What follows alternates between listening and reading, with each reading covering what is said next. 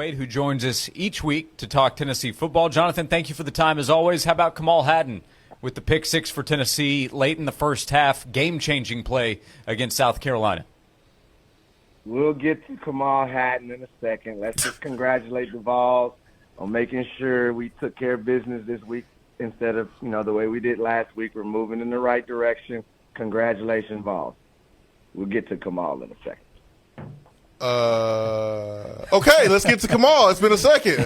How you like the pick six? How you like the Dion celebration at the end? I thought about you when I saw it because that's something that you. What did you think about when you saw it? What made you think about me? Thought about me getting in trouble? No, because the guys can celebrate more now than ever, and so he had a pick six and just whipped out the Dion right in front of the referee, and it's like it's tolerated now. It was perfectly executed by Hadden. It's so different now. I immediately saw him high stepping, and I could hear Coach Fulmer's voice yelling at me. I did a jump shot against Vanderbilt and got yelled at. You remember? It's so different now. But how about that? In the midst of everything that's been going on with this kid, he's still the one making plays. He made another breakup as well. It wasn't just an interception. He got his hands on another ball. I mean, there was a graphic that got put out about his numbers. He's ranked 10th nationally. He's been doing pretty good. Playing this position, it's not going to be pretty. It's going to be ups and downs, but you need a guy that can stay even keel and mute out all the noise and just keep playing ball, which is what he's been doing. The kid's been doing good. He's got the best stats in the secondary, so everybody wants to throw him away. What are we going to turn to? Yeah, I think some of the criticism has been out of bounds. Very unfair. It's been out of bounds. It's been out of bounds. Unfair is a nice way to say it's been out of bounds, and some of it's been disrespectful. And you have a bad game, and that's what happened against Florida. But it was one bad game.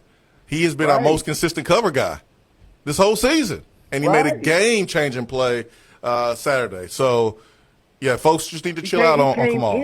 He came in as the number one cover guy as well. Yeah. And he's only lived up to that regardless of how emotional it may feel at times. He's only lived up to that when you look at the facts.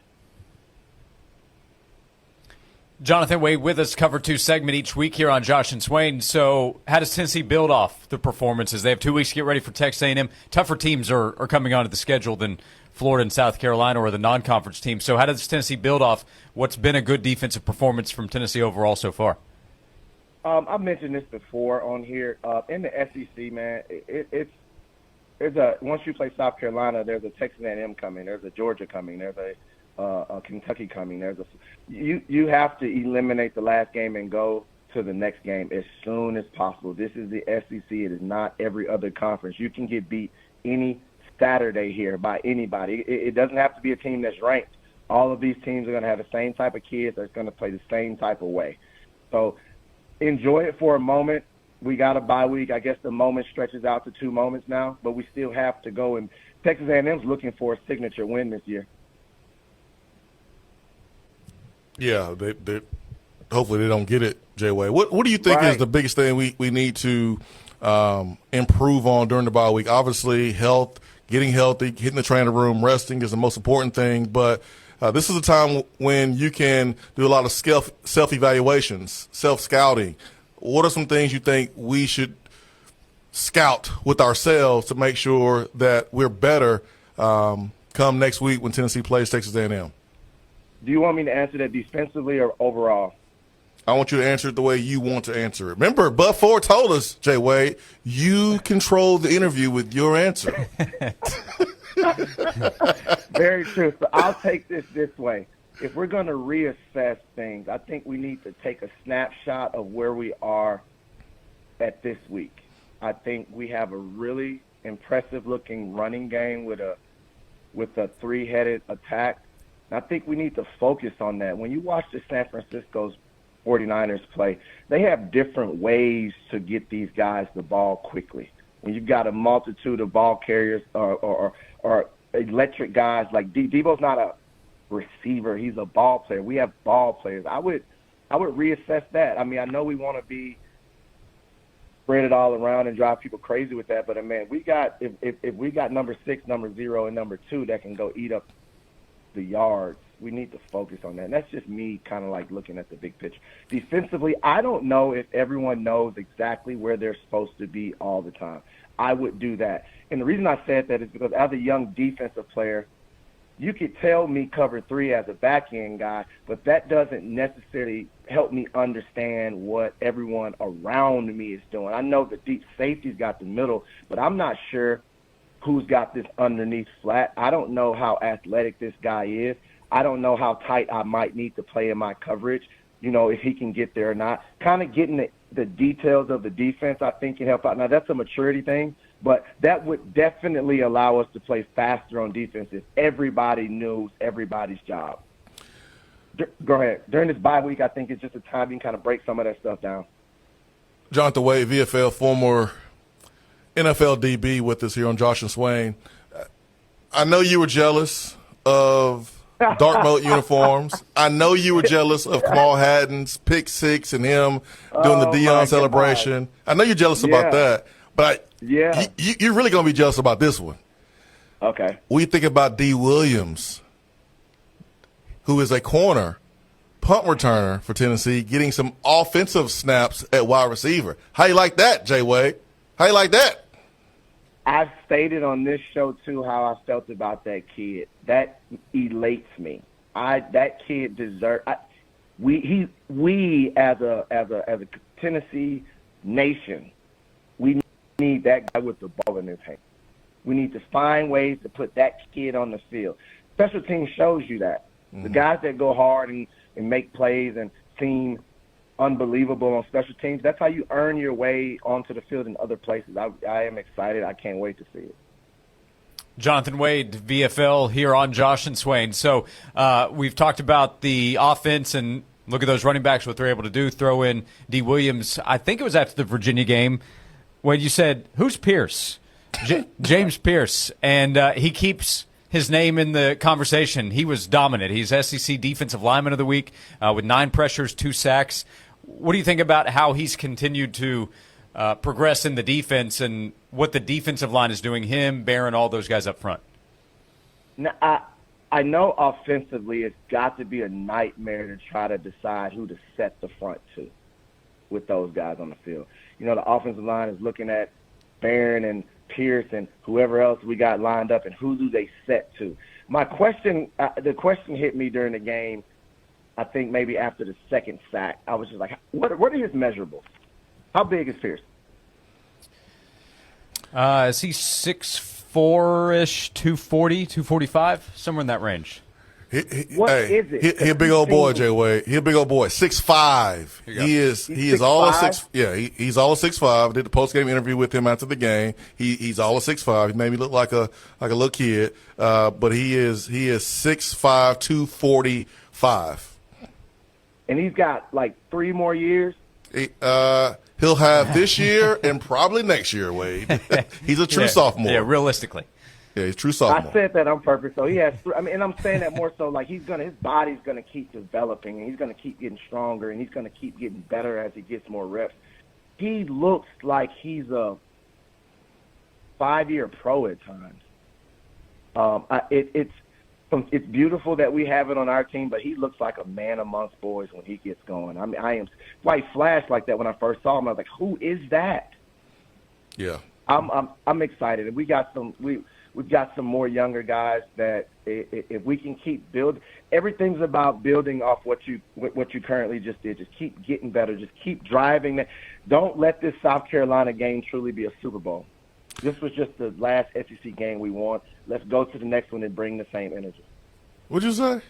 Super Bowl? I don't want the South Carolina game to be the Super Bowl. Why would you think that? Well, he's right. He's right. Because Jonathan, if the results are losses moving forward, and this past Saturday becomes the highlight of the season, correct. You prove Rattler right. So you got to go win more games. So he's wrong.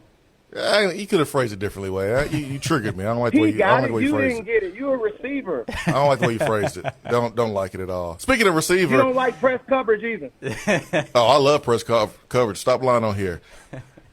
We talked about Kamal Hadden, yeah, individually, but the defense as a whole, the secondary as a whole, did a great job on Xavier Legette. Entering the game, Wade, he led the nation with 139 receiving yards per game. And outside of a fake punt reception, he had 18 yards. What you think about that? Amazing plan. Take him away. Do not let them get the ball to him. I know you talked about me for saying that we should double cover him. I didn't even know his stats were like that. I just know what size you told me he was and how fast he was moving.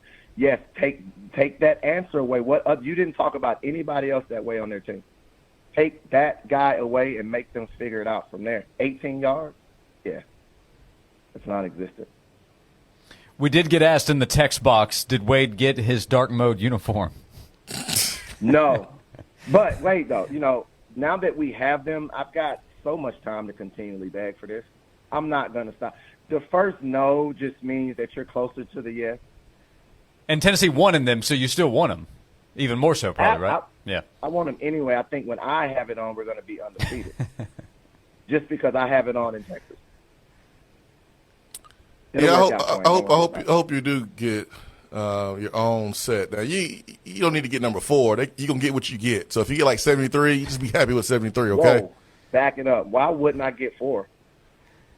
We're gonna give you an extra one, like an extra uniform that the no one person uses. wearing 4 than an extra one. Would you rather have 73 or number 1? Like if number 1 came, would you send that back? No, I wouldn't send one back. I would do it for Swain. Okay. Outside of Pierce on defense, anyone stand out to you offensively from Saturday's game? Squirrel. I like Squirrel. I've been wanting us to go to Brew more. Unfortunately, that won't happen. Prayers up to Brew McCoy. But I wanted us to go to Brew more earlier in the season. I felt like the last 2 games, they kind of started trying to look him up. I mean, he's a mismatch problem.